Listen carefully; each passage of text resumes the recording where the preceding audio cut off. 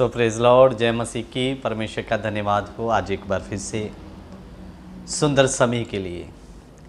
मेरे प्रियो, जो आज हम वीडियो बना रहे हैं, ये वीडियो मुझे थोड़ा इमरजेंसी में बनाना पड़ा।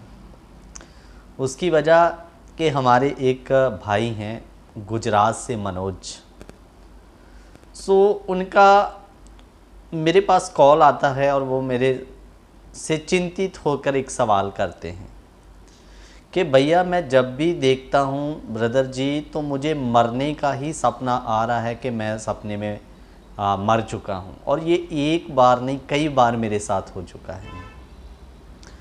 मेरे प्रियो, मैं आपको बताना चाहता हूँ कि हमारे जीवनों में हर आया हुआ सपना बहुत बार बेबुनियादी और जिसका कोई हमारी ज़िंदगी से कोई लेन देन नहीं होता, ऐसे भी सपने बहुत बार आते हैं। मेरे प्रियो, कभी कभी हम कोई ऐसी जगह या ऐसे स्थान में गए, जैसा माहौल या वातावरण हमने देखा, तो वैसा ही सपना हमें आ जाना ये स्वाभाविक बात है, क्योंकि सपना प्राण में आता है करके। लेकिन अगर वही सपना आपको बार बार आ रहा है, तो मैंने उनको समझाया कि हम वचन से आपके सपने को देखने की कोशिश करेंगे, कोई सट्टा या कोई अपनी बुद्धि से नहीं। तो मैंने परमेश्वर का वचन याद आया और उन्हें समझाया कि जब आदम और हवा को आज्ञा दी गई कि तुम इस भले और बुरे के वृक्ष में से ना खाना। आइए पढ़ते हैं उत्पत्ति, उसका 2 अध्याय 17 वचन। पर भले या बुरे के ज्ञान का जो वृक्ष है, उसका फल तू कभी ना खाना, क्योंकि जिस दिन तू उसका फल खाएगा उसी दिन अवश्य मर जाएगा। तो मेरे प्रियो, यहाँ आदम को परमेश्वर ने कहा जिस दिन तू उस पेड़ का फल खाएगा तू अवश्य मर जाएगा। तो हम जानते हैं कि यहाँ पर आदम की शारीरिक मृत्यु के बारे में बात नहीं हो रहा था, आत्मिक मृत्यु के बारे में बात हो रहा था। और मेरे प्रियो, जो उसका नाता परमेश्वर के साथ था, उसके बारे में बात हो रहा था कि वो तेरा कनेक्शन कट जाएगा। वो जो तेरी आत्मिक मृत्यु, जिसके साथ तेरा प्रभु के साथ संबंध बना है, वो कट जाएगा या टूट जाएगा।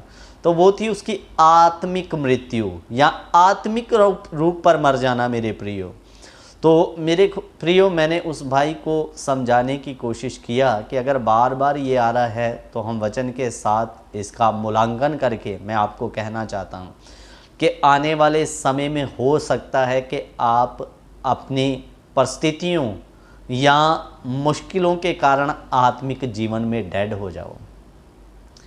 मेरे प्रियो, ऐसा ही एक बार और एक व्यक्ति के साथ ऐसी घटना हुई थी।